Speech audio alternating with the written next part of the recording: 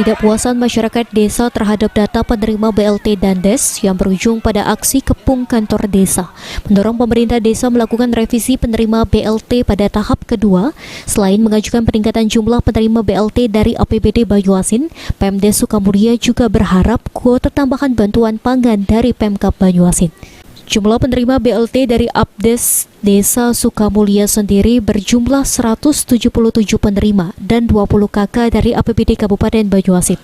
Dengan jumlah tersebut, maka yang dapat menerima bantuan memang sangat terbatas.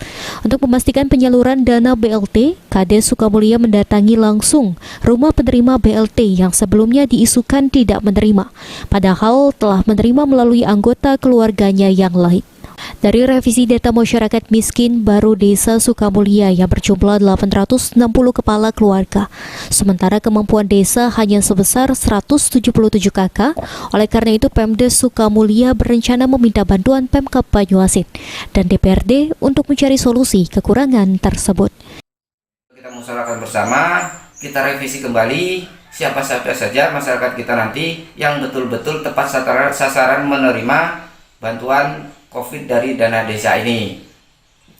Kemudian himbauan, kami menghimbau seluruh masyarakat Sukamulya agar bersabar terkaitnya bantuan dampak COVID-19 ini. Karena yang merasakan bukan hanya masyarakat Sukamulya saja, tetapi seluruh masyarakat yang ada di tanah air merasakan dampak COVID-19 ini.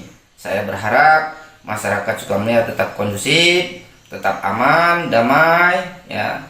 Kita sama berdoa, mudah-mudahan ke depan tidak terjadi hal yang seperti ini lagi. Dengan adanya bantuan langsung tunai yang diberikan pemerintah desa dan kabupaten, jumlah masyarakat miskin baru meningkat tajam.